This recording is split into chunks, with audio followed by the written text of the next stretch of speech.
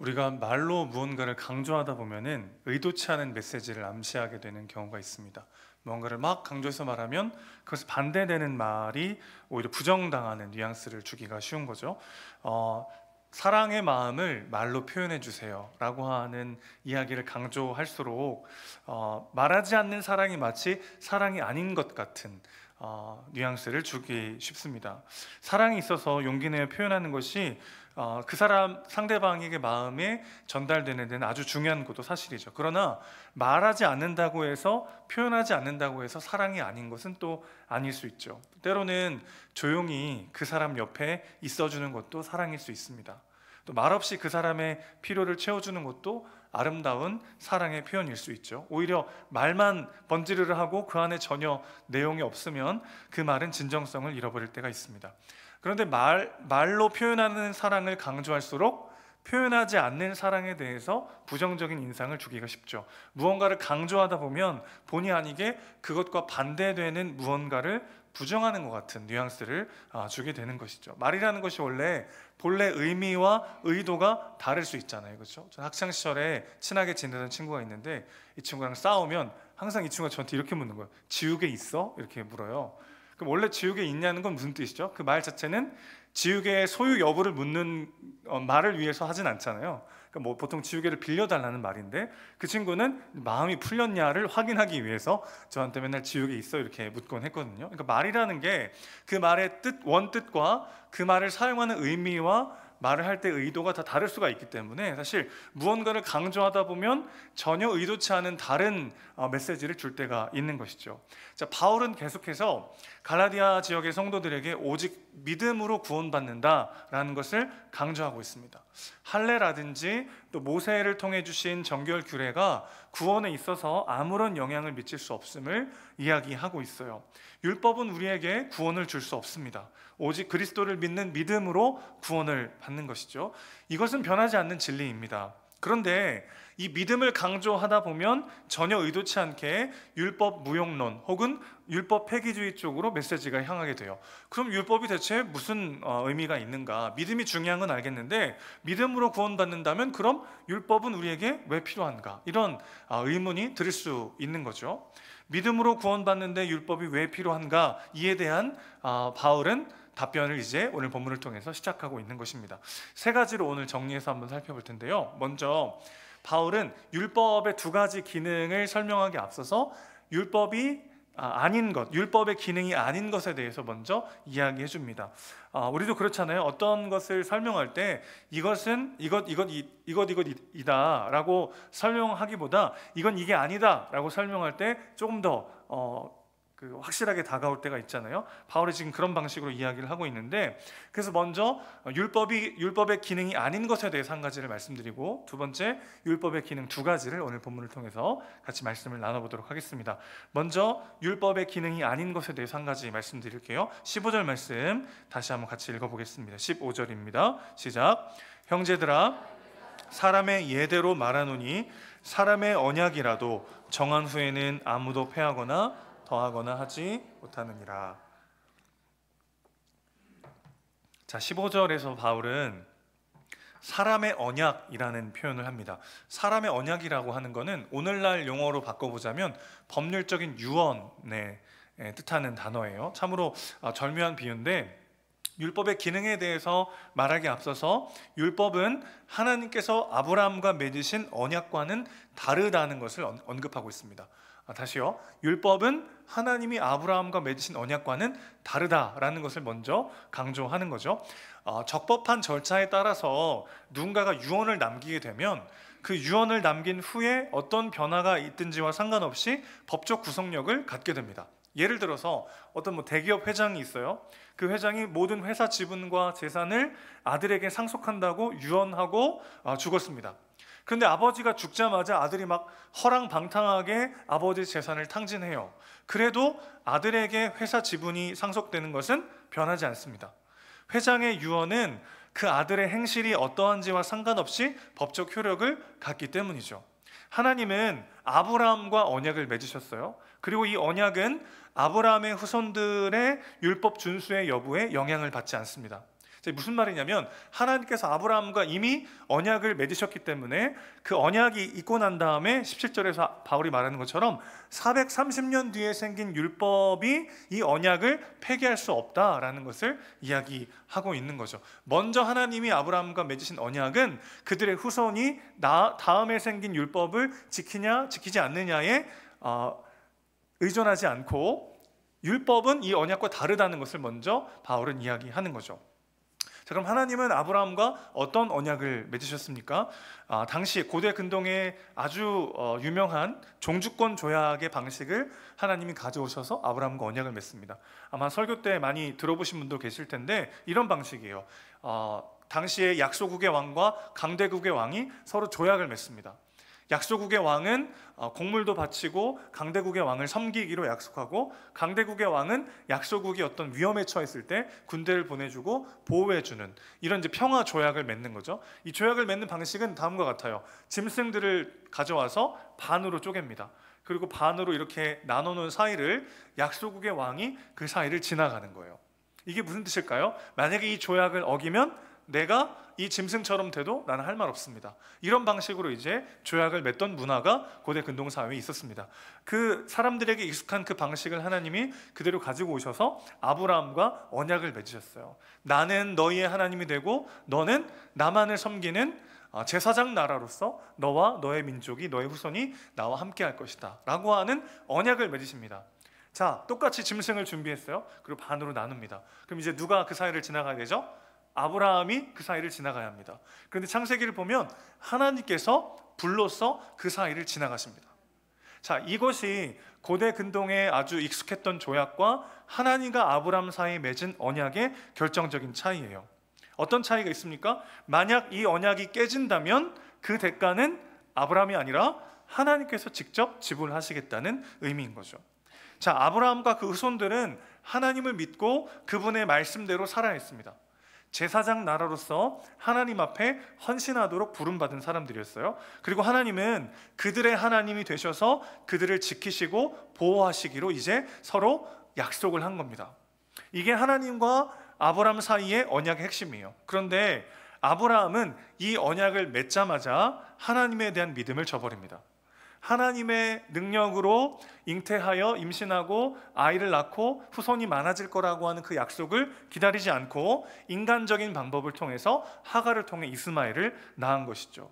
그리고 아시다시피 아브라함의 후손들은 대대로 하나님을 배신하고 바알신을 숭배하기도 했습니다. 그렇게 언약을 깨트린 대가는 누가 지불했죠? 하나님께서 지불하셨습니다. 16절 보시면 이 한 자손이라는 이야기가 나오는데 그는 단수인 한 사람을 말해요. 아브라함의 후손 중에 예수 그리스도를 보내시고 그리스도의 죽으심으로 인해 이스라엘 백성뿐만 아니라 우리 모두도 아무런 대가 없이 이 언약의 당사자가 되는 은혜를 누리게 되는 것이죠. 자, 이렇게 하나님과 아브라함 사이에 이런 언약을 맺었고 이런 방식으로 구원을 얻는다는 것을 이미 이스라엘 백성들은 다 알고 있었어요. 그러고 난 다음에 430년이나 지난 후에 주신 율법의 준수의 여부가 구원을 결정한다는 건 그것은 하나님의 언약을 헛되게 하는 것이다 라고 바울은 말하고 있는 것이죠. 여러분 이해하십니까? 이 언약과 율법의 다른 점이요, 율법으로 구원받는 것이 아니다라는 것을 어떻게 강조하고 있어요? 하나님은 언약을 하셨다. 아브라함과 하나님이 아브라함을 믿을 때 그것을 의롭게 여기시고 아브라함을 하나님의 백성으로 삼아 주신 거죠. 율법이 없었던 때에 일어난 일입니다. 그 이후에 430년 뒤에 생긴 율법의 준수 여부가 이 언약을 어찌할 수 없다는 것을 말하는 거죠. 한마디로 율법은 아브라함과 하나님 사이의 언약과는 다르다는 것을 강조하고 있는 것입니다.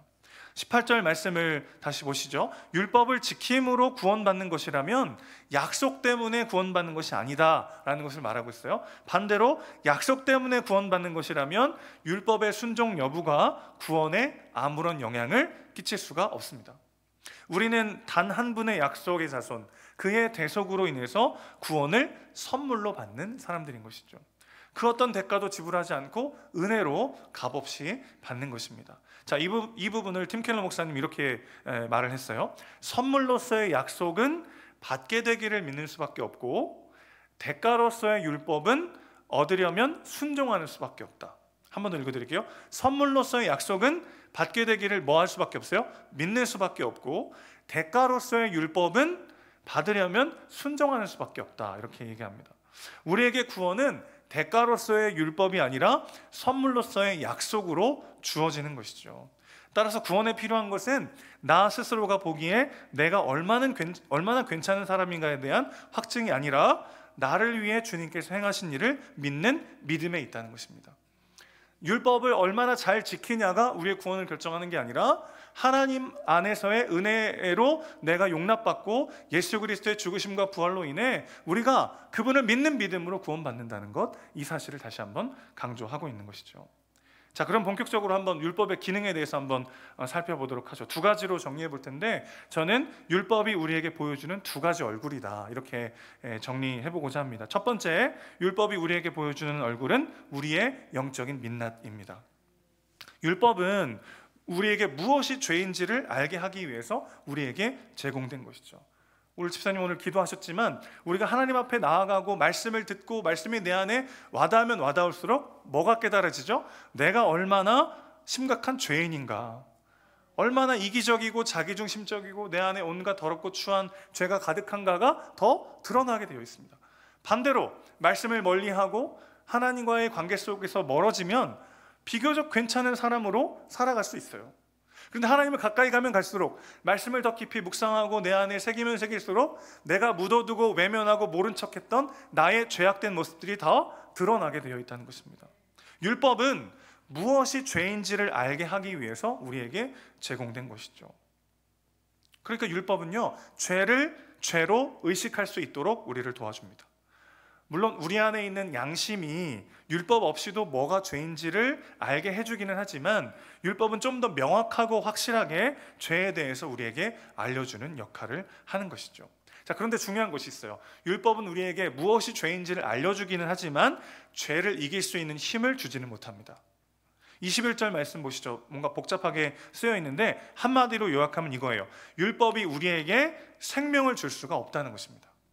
그러면서 22절 보시면 아주 흥미로운 표현이 나와요. 성경이 모든 것을 죄 아래 가두었다라고 바울은 말하고 있습니다. 이게 무슨 뜻일까요? 성경이 왜 모든 것을 죄 아래 가두었다 이렇게 표현했을까요? 이게 무슨 뜻이냐면, 우리가 구원받기 위해서 구원에 있어서 얼마나 무능력하고 소망 없는 존재인지를 성경이 말해준다는 뜻입니다. 성경은 구원받기 위해 우리의 노력이 아직 부족하다고 말하지 않아요. 구원에 있어서 그 노력들이 얼마나 무가치한가를 말해줍니다.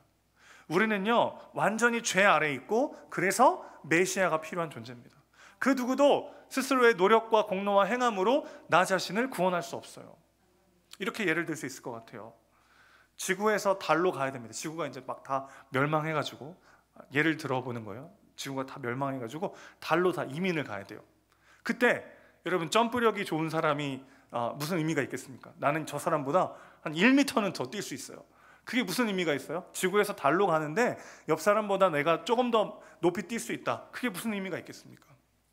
우리가 죄로 인해 완전히 소망을 잃어버린 존재여서 내가 조금 어떤 선행을 하거나 노력을 하거나 옆 사람보다 좀 더 나은 무언가가 있다고 하는 것이 우리의 구원의 이유가 절대 될 수 없다는 것을 성경은 계속해서 치밀하게 확실하게 우리에게 말해준다는 것입니다. 한마디로 율법은 우리의 영적인 민낯을 보게 하는 거죠.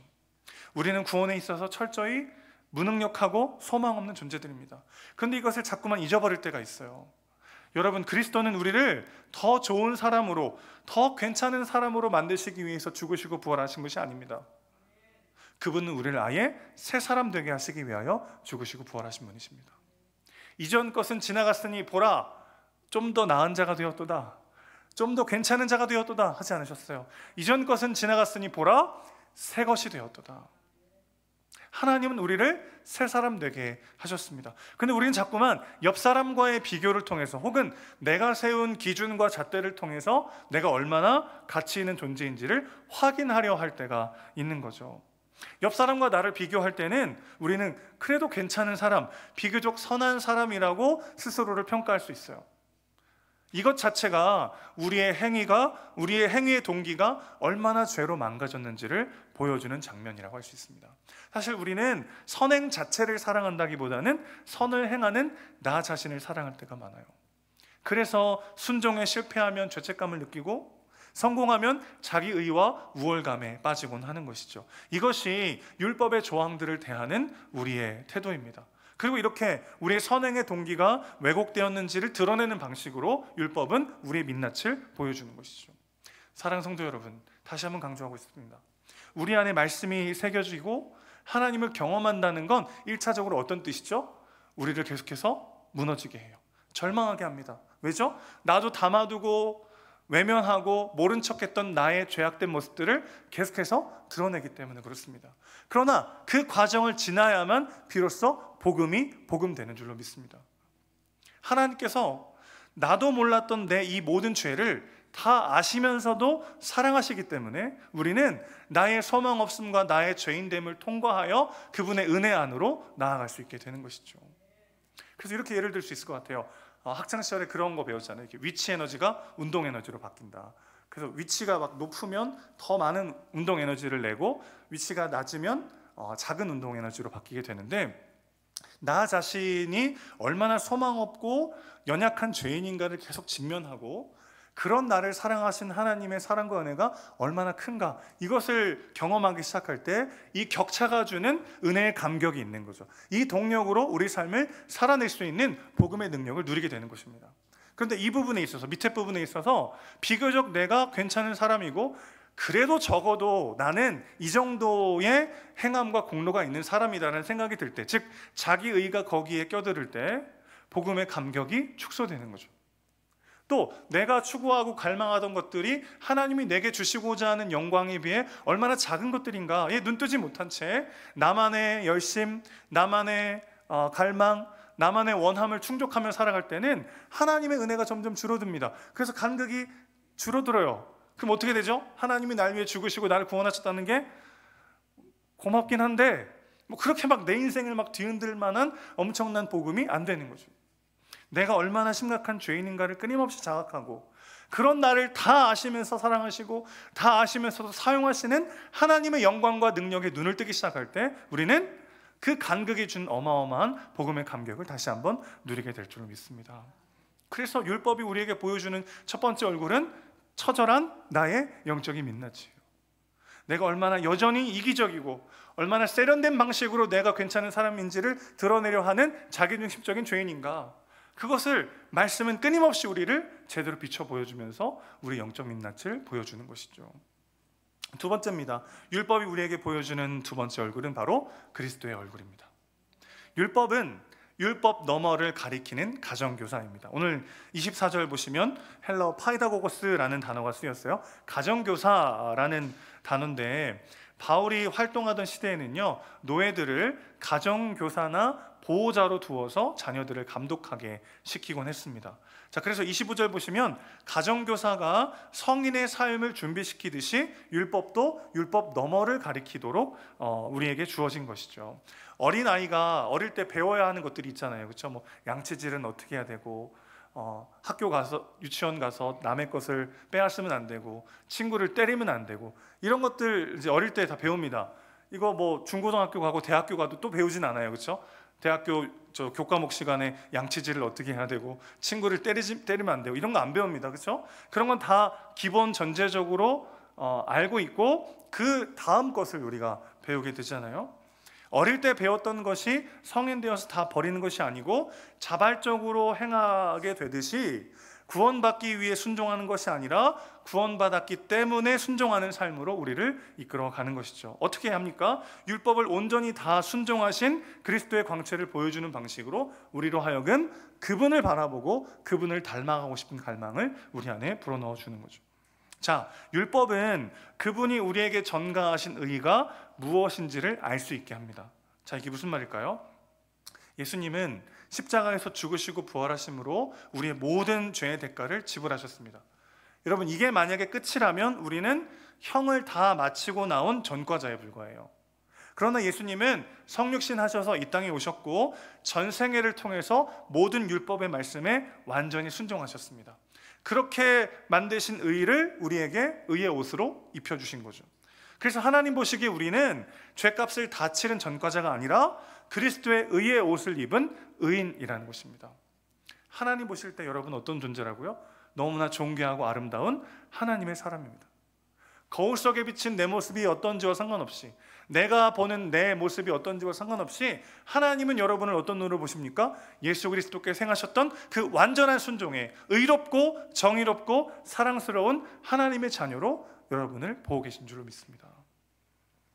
율법은 그리스도께서 우리에게 주신 의의 옷이 얼마나 영광스러운지를 알게 하는 것이죠. 십자가는 영광스러운 자리 바꿈이기 때문에 그렇습니다. 주님께서 우리가 당해야 했던 모든 죄의 결과를 주님께서 담당하시고 그분이 받아 누리셔야 됐던 모든 영광과 은혜와 사랑을 우리가 받게 되는 아름다운 영광스러운 자리 바꿈인 거죠. 자, 이렇게 적용해 볼 수 있을 것 같아요. 율법에는 눈에는 눈, 이에는 이, 동해동형법이라고 하는 조항이 있습니다. 누군가가 내 오른뺨을 치면 똑같이 그 사람의 오른뺨을 치게 돼 있어요. 그런데 예수님이 이렇게 말씀하셨어요. 오른뺨을 치면 왼편도 돌려대라. 이거는 율법에 반대하시는 것이 아니라 율법을 완성하는 말씀이다 라고 말씀드릴 수가 있겠습니다. 자, 원래 하나님께서 이 동해동형법을 통해서 주시고자 했던 뜻은 뭐였을까요? 누가 우리의 오른뺨을 한 대 칩니다. 그럼 똑같이 한 대만 때리고 싶나요? 아니면 더 많이 때리고 싶나요? 감사해요. 저만 나쁜 사람 될 뻔했는데, 누군가 나에게 어떤 잘못을 저지르면 그 잘못에 똑같은 것을 갚아주기보다는 내 안에 더 큰 분노와 어려움이 올 때가 있죠. 그럼 어떻게 됩니까? 계속해서 더 큰 피해 보복이 이어지는 거죠. 그러니까 눈에는 눈, 이에는 이 조항을 주신 이유는 뭐냐면 네가 당한 만큼 똑같이 당해야 되니까 다른 사람에게 피해를 주지 말라는 의미인 거죠.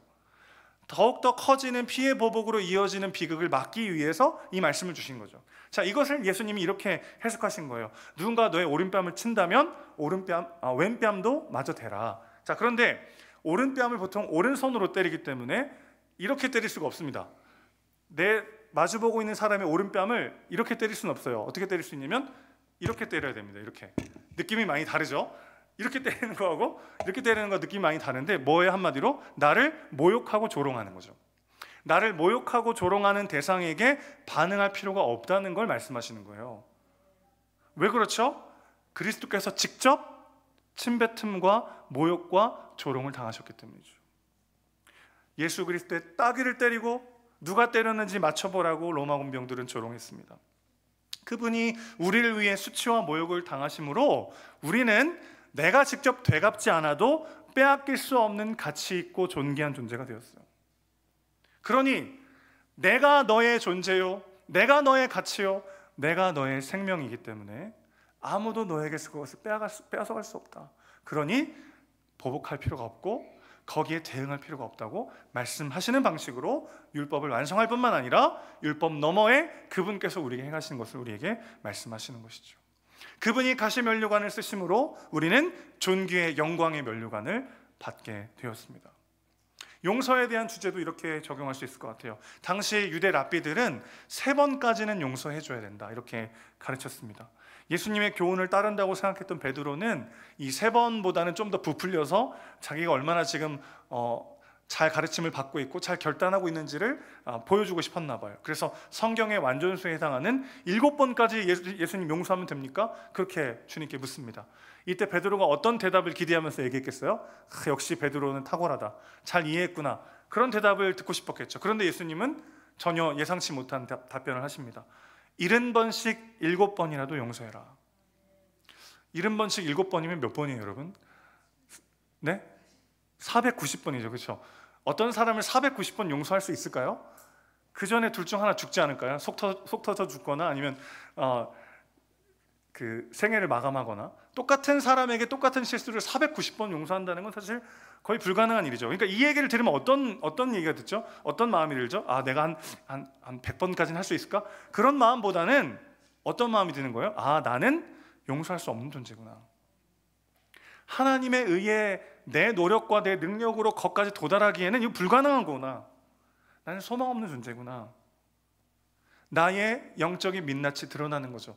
내가 누군가를 용서하는 순간에도 사실은 마지막이야. 내가 널 이렇게까지 참아줬고 이렇게까지 용서했으니까 진짜 잘해야 돼. 그런 마음이 들죠. 그냥 그 존재 자체를 용서하고 용납한다는 건 불가능한 일이구나 나에게. 그런 마음이 드는 거죠. 동시에 유일하게 끝까지 용서하시고 끝까지 용납하시고 끝까지 기다리셨던 예수 그리스도를 떠올릴 수밖에 없는 거죠. 여러분, 그분이 우리를 용서하시고 참으시고 기다리시고 또 용서하셔서 우리가 여기 있을 수 있는 거 아니겠습니까? 내가 너를 몇 번이나 참아줘야 되니, 몇 번째니 지금 또 똑같은 문제 때문에 넘어지는 거야? 만약에 주님께서 그러셨다면 우리 중에 누가 하나님 앞에 당당하게 이렇게 예배드리러 나갈 수 있겠어요? 우리 주님 오늘도 또 처음처럼 우리를 용서하시고 또 참으시고 기다리시고 490번이 아니라 수천 번을 우리의 죄와 허물을 용서하시고 기다리시고 참아주셨기 때문에 우리가 오늘 여기 있는 거 아니겠습니까?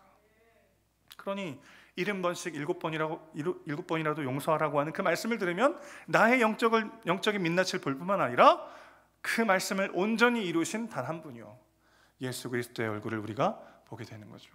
그리고 그분이 완벽히 용서하시고 용납하심으로 우리가 용서하지 못하는 우리가, 원수는 뼈에 새기고 은혜는 물에 새기는 우리가 예수 그리스도처럼 존귀하고 아름다운 사람으로 하나님 앞에 용납받고 여김받게 되는 것이죠. 그럼 어떻게 됩니까? 그 부르심에 합당한 삶으로 살아가고 싶은 열망이 우리 안에 생기는 거죠. 나를 여겨주시는 그 모습 그대로 나도 그 모습 그대로 살고 싶다는 열망이 우리 안에 생기게 되는 거죠. 여러분, 이것이 하나님의 은혜가, 그분을 향한 믿음이 우리의 삶을 끌고 가는 방식입니다. 내 결단, 내 의지, 내 노력으로 내 삶을 세워가는 게 아니라 그분이 나를 어떻게 사랑하시고 나에게 어떤 은혜를 주시고 나를 어떤 눈으로 바라보시며 나를 여기시는가, 그 진리가 우리로 하여금 그 여겨주심에 합당한 삶으로 나아가고 싶은 거룩한 열망을 불어넣게 되는 것이죠. 그 존재에 합당한 삶을 살아가고 싶은 열망, 내가 그동안 추구하고 갈망하던 것들이 얼마나 하나님이 내게 주시고자 하는 영광을 비하여 작은 것들인가, 그것에 눈뜨게 되는 것이죠.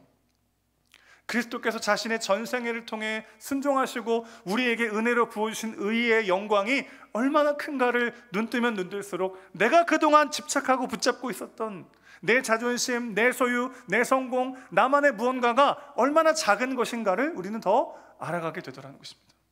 말씀을 가까이 할수록 내가 추구하고 갈망하던 것들이 하나님이 내게 주시고자 하는 영광에 비해 얼마나 보잘것없는 것들인가를 우리는 알아가게 되는 거죠. 그때야 비로소 내려놓을 수 있습니다. 그때야 비로소 하나님 크기의 영광과 그분의 생명과 아름다움을 닮아가고 싶은 열망이 우리 안에 생기는 것이죠. 말씀을 정리합니다. 우리의 구원은 율법 준수라고 하는 대가를 통해 이루어지지 않습니다. 내가 얼마나 성실하게, 얼마나 책임감을 가지고 얼마나 열심히 하나님을 따르느냐, 그것으로 정해지지 않습니다. 하나님이 우리에게 주신 은혜의 약속을 믿는 믿음으로 우리는 구원받습니다. 좀 더 착하고 좋은 사람, 좀 더 괜찮은 인생이 되려고 하는 시도들은 우리에게 진정한 기쁨과 만족과 생명과 구원을 줄 수 없어요. 율법이 보여주는 우리의 민낯을 직면하셔야 합니다. 내가 아무리 많은 것을 이루고 아무리 많은 것을 가지고 아무리 남들이 보기에 부러울 만한 삶을 쌓는다 할지라도 거기에는 우리의 생명이 없습니다. 거기에 우리 만족이 없습니다. 우리가 가진 어떠함을 통해서 구원받으려는 시도들이 얼마나 무의미하고 소망 없는 일인지를 우리는 매일매일 뼈저리게 직면해야 합니다. 동시에 율법은 그 율법 너머를 바라보게 하죠. 그리스도의 찬란한 광채를 바라보게 합니다. 그분의 순종을 통해 우리가 은혜로 얻게 되는 것들이 무엇인지를 보게 하고, 그래서 기쁨과 간절함으로 그리스도를 닮아가기를 갈망하게 되는 것이죠. 말씀을 통해 그 두 얼굴을 보셔야 합니다. 나의 소망 없음과 그분의 영광을 교차하며 바라보면서 그 가운데 부르심에 합당한 삶으로 나아가는 우리 모두가 되시기를 주님의 이름으로 축원합니다.